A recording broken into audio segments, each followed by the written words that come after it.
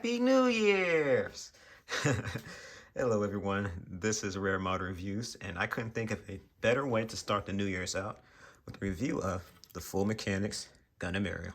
So this is a kit here that bridges the gap between no grade 1 to 100 kits, as well as the Master Grade series that has been tried and true for over 20 years. Now, the Aerial is actually almost perfect when it comes to colors. The only thing that's not colored in right is these little eyes, as some like to call it, in the chest here. I believe these are supposed to be more like red and yellowish or whatever. I honestly didn't care to go and look it up. And I honestly kind of like it in black because it makes it stand out a little less. Because honestly, I hated people for mentioning this part looks like a face, because then it kind of stuck with me. I mean, you can't unsee it with the Penelope, so I like to, not see it with another Gundam, because that's it just feels really G Gundamish having something so gimmicky like the face mimicking the Gundam itself or what have you. But otherwise, it has these amazing parts, which the high grade honestly do too, where it's like a metallic-y red surface that's covered up by a clear black surface there, so it gives off that nice the effect of not the cycle frame, but geez, it's been a minute since I've seen Aerial, but you know what I mean from the little thing there in the chest. But me being ignorant aside, just like I said, color wise, this thing is perfect. You could of course do it some panel lining, which I didn't. I'm way too lazy to panel line most days. One of these days I got to get one of those flow type markers that'll really help out with my laziness.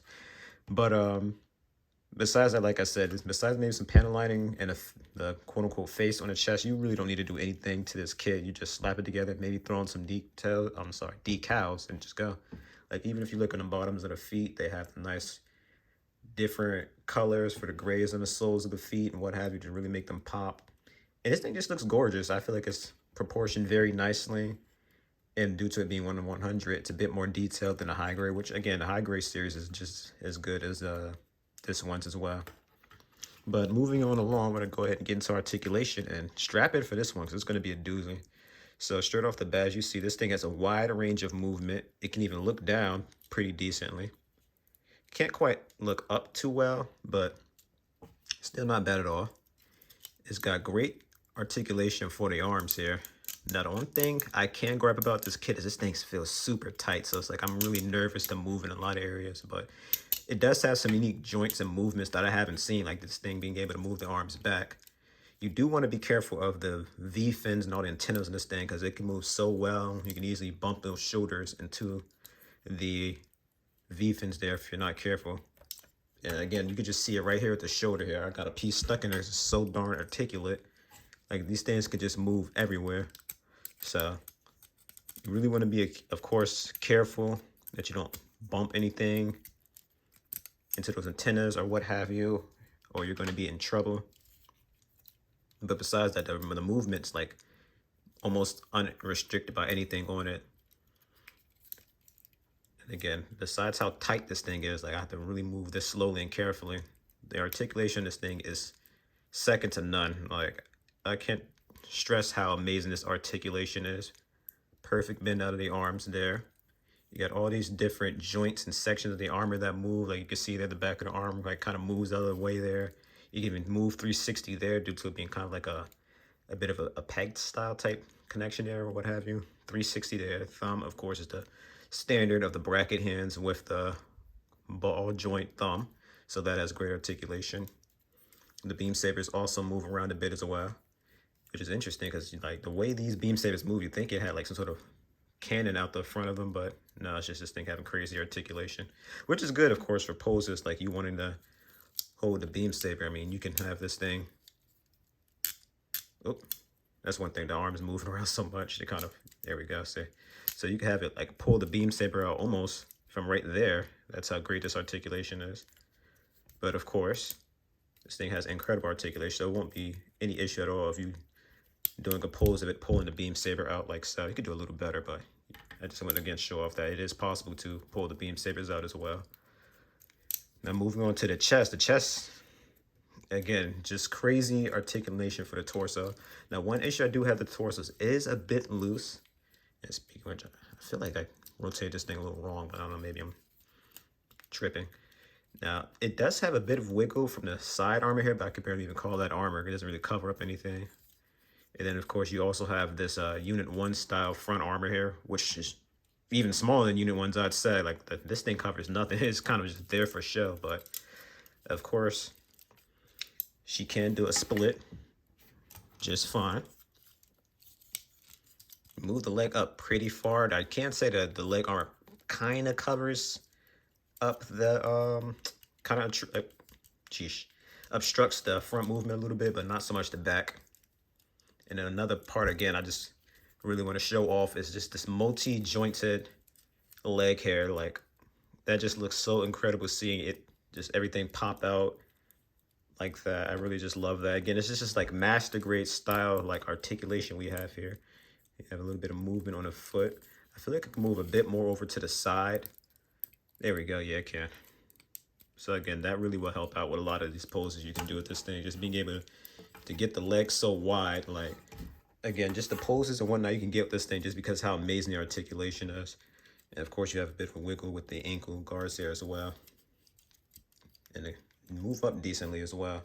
Now, the one thing I can't say I have an issue with the feet here is that they are a little loose. And as a result, this thing does kind of have issues standing at times as a result. So that is something you kind of have to finesse with just to get everything in place and whatnot. And I believe that's it for articulation. I feel like there's a piece that's supposed to cover that I might have lost or something. So I don't believe that's supposed to be so empty like that. I could be wrong. But now to go look at the accessories. So the accessories that come with this guy, or girl, I suppose, for the Aerial, are going to be these unique blue beam sabers here, which have like a bit of a flatter end on the bottom there, which is due to the kind of skinny nature of the suit itself, as well as an effect part here for the beam rifle. Now, I believe this is supposed to be a firing effect, but it might be kind of like a sword effect. It's like at least shaped like a sword. I am not 100% on whether the beam rifle ever was used as like a beam bayonet, kind of like the Zeta Gundam and all of its variants had. But regardless, it is in blue instead of green, as apparently what I found out is the blue effect is it in its lethal state, whereas the green was kind of like a bit of a non-lethal state used for the mock battles at the academy. We, of course, have the escutcheon, aka the shield bits here. And they're all connected by this little black bracket piece here. So this is what you use to connect all of the bits. Now, I'm not sure if that's accurate to the show or not. I feel like they're all connected, you know, kind of like some sort of magnet, whereas this is just, you know, for the model kit to, of course, get them to connect.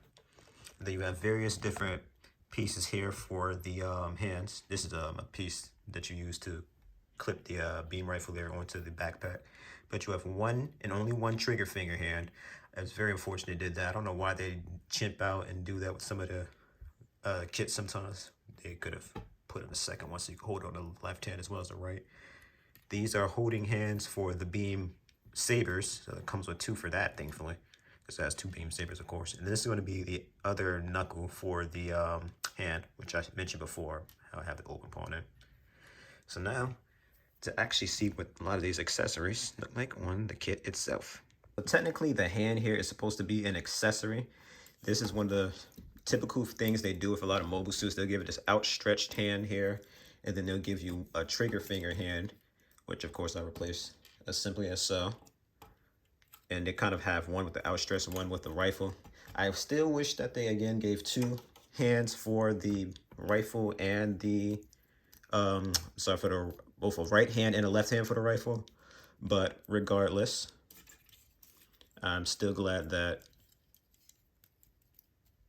this beam rifle here fits in just like so, no problems. And it doesn't have any pegs, it seems, but again, you don't seem to need it, so I'm not going to complain too much about that. Now, as I showed off before, this thing, of course, has two beam sabers. However, I'm only going to show off one, because there's no need for me to get too crazy here with that. So it's actually simple to put this thing on. All you really need to do, if I can get the right one on, I always get twisted around these hands, these bracket hands with a lot of these things. But you just simply, oh, that fell off. That's okay though. You just simply put on the hand for the beam saber. And of course, very carefully pull out the beam saber itself there. You then go ahead and throw, if I can do that on camera, sorry. You go ahead and plug in the beam saber inside the well, the beam effect and the saber. There we go. And then you go ahead and slide that right on down the hand and holds just fine. No issues with that at all. No peg needed. Now, if I can get the rifle back in fact, I really don't need to, honestly. I'm going to be lazy here. I'm just going to show off the fact that, again, you have that nice little effect part. You just slide that in like so.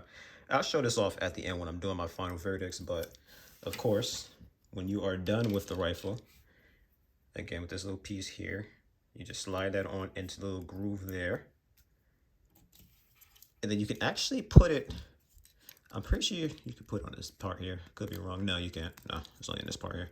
So I had this on the butt here too, but I could be wrong because this is for something. I just don't know what. I have to go take a second look in the manual. I'm pretty sure something's supposed to be there, but I think it might just be part of the discussion. I could be wrong, but we are now going to go ahead and look at the shield itself. And so for the heck of it, I decided to actually go ahead and show off the way the rifle there looks right now. And I'm actually going to go ahead and show you guys off the shield. Now the shield does have a bit of articulation to it, so if you want to kind of do a bit of a claw crusher out of the Sandrock with the shield, you can kind of get a little bit of action like that going. Now, one thing you have to keep in mind, and this kind of tripped me up a little bit, is there's like these little parts here inside the shield there. It looks like a peg. If you're having issues kind of lining this up perfectly, you just kind of got to get these little teeth right there. If you see that, where my fingers just barely point above, you got to kind of clip those into where the pegs are. And then that's what kind of gets the shield to sandwich in nice and flush like this. So the process of inserting the shield into the arm itself is pretty standard for just about every model kit. There's a little peg and hole or whatever combination there going on. And you just simply put that on into the arm like so.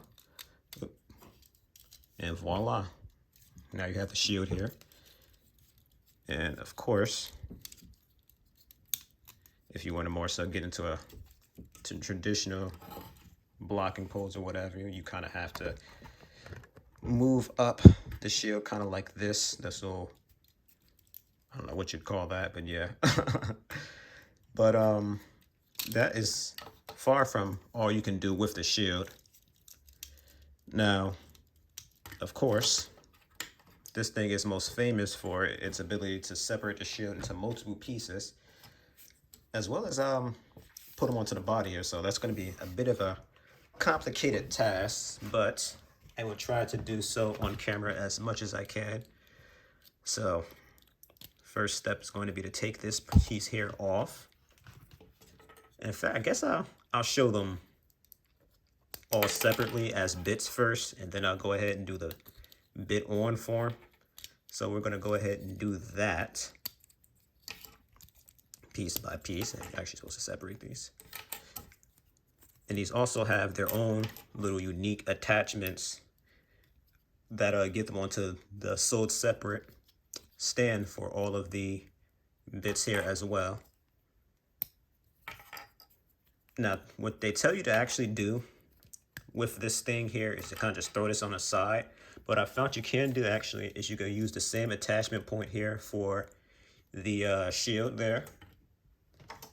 And another cool little gimmick you can also do, again, if you don't want to have any loose pieces or what have you, you can also go ahead and throw the rifle onto the back of this little piece here as well. Now, unfortunately, this shield piece does not quite hold on just right. In hindsight, I actually should have tried showing that off with the shield itself on its back. But again, it holds decent enough. So for the most part, as long as you don't touch it or whatever, it's just stand just fine. So I'm going to be doing these one at a time, so bear with me. So these ones here, they have an included piece that will attach the bits onto the stand like so. So those are out of the picture. These blue ones here, I can never tell how these things are even supposed to shoot at anything, because this looks more like a thruster than a blaster. But these utilize the piece here that comes with the base itself, and you just go ahead and throw those on like so. Now I have these in a bit of a weird configuration, but they work just fine nonetheless. And now for the rest of these guys. So there's a whole bunch of different styles that you use to attach these, but most of them just go in by a peg that you put right in the bottom of these, attach on just like this. But there are a few like these that have the pegs in them, so then you gotta attach them into the hole This one isn't very deep. Of course, you kind of have to work around all of these different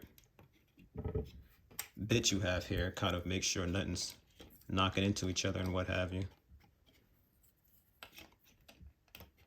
The stand I do have can technically separate, however, but I am not going to do that for the time being. And as you can see here, using all of these at once, it takes up a lot of space for these things. Oops. But it does come with enough for you to do all of them. I think I might have been missing one or something though, because I should be able to do this last one as well. So give me a second and I'll do that just because we need to have all of them up. So of course, once you have all the effects here for the funnels shown off, and if you really want to make this thing super dramatic, you can detach the piece here from the crotch, which is really in there. If you apply enough pressure, you can't get that out. You'll see this little hole there. That's again for the action base connector. So you of course would use the included piece for the action base itself. Get her on up there. And again, you can just get some very nice, awesome, dramatic poses off with this thing. And they're sold separately, which from Mercury bit stand here you have here, stands. I think this might be 2 I had to use, I could be wrong. But these things have a decent amount of articulation. You guys kind of see me playing around with it a bit earlier, but they allow a lot of different movement, pivoting between moving the stand enough places to where you can get, again, basically any pose you want off with these things. Take a little bit of fiddling around because you have to make sure everything's all solid, especially when you only use them halfway like these ones here. But again, it's just the sky's really the limit with this thing, and I can comfortably say that if Bandai decides to stop making master grades, I would not mind seeing more full mechanic kits like this. It skips out on a few things like the inner frame and the cockpit gimmick, but it looks just as detailed as a master grade to the point you wouldn't tell the difference on the shelf. And it's just amazing. I mean, this thing has more unique accessories and included, you know, details and what have you than a lot of kits that I own that are master grades. Not even just older ones, I'm talking about newer ones.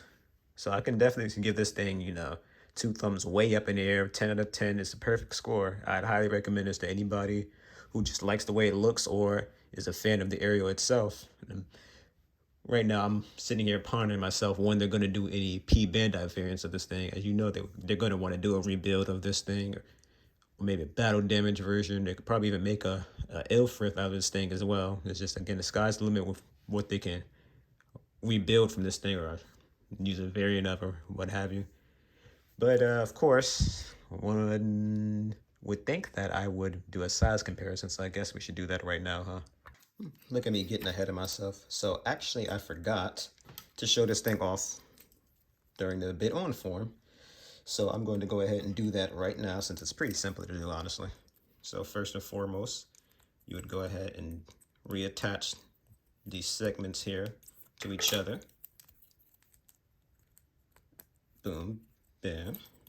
You then go ahead and get this bit here and attach these on in. And then these will go in that. That's one thing about these bits, they don't connect onto this part very securely, so these fall off all the time. So you definitely will need to tighten these up a bit. But you attach them onto this part in here. Oops, you're supposed to flick this piece here out. Let me see if I can get this out with good old tweezers. That can happen. There we go. Oh, silly me, I was doing it wrong. Here we go. So if I pick this on up, plug this in. There we go. So now it goes into the space here in the back. And again, this rare piece here is a bit of a pain. It does not go in very well at all. Give me a second and I will get that on in, minus all the technical difficulties. Okay, now moving on. The next one you put on is, or next ones, kind of remind me of like shields or something. So I'm guessing that's what these are supposed to be either way. They look great on it. So these ones are supposed to, oh, that's right. They go straight onto this little groove here in the shoulder, just like that. Simple as. And then these last ones here go right on onto the legs there.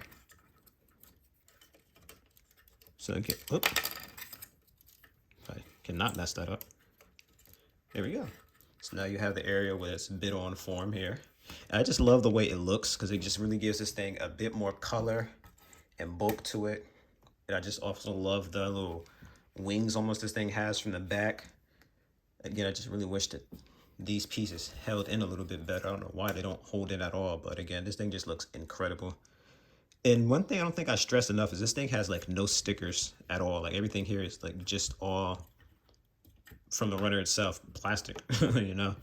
It does have a sheet of sticker style decals, but I didn't use any of them just because, again, I'm lazy, not because I didn't like them so much or anything, but I do like it looking anime accurate, of course. So of course, as promised, we're going to end this off with a size comparison. Since this is the only 1/100 kit from its line, I don't have anything accurate to compare it to, so I just grabbed the strike because it was right there, and I haven't shown this thing off since the review, if I'm not mistaken. So let's give this guy some screen time. So as you can see, the Aerial is a bit taller than the strike. Geez, it seems like a lot by a lot, but overall, I guess you'd say it's above average size mobile suit. I believe the strike is around the same height the original Gundam would have been. But I already gave my verdict for this thing. I really don't have anything else to say. Again, besides some of the stiffness of the joints and then ironically the looseness of the little wing bits here, this thing is pretty much perfect. And I really don't have any huge complaints about it, and delivered just about everything I want from an Aerial. Sure, it'd be nice to have a little shoulda figurine to pose next to it, but I mean, there's an actual shoulda action figure, so hey. But once again, guys, thank you so much for watching, and may today be truly the year of Gunpla. Like, comment, subscribe, and I'll see you in the next one.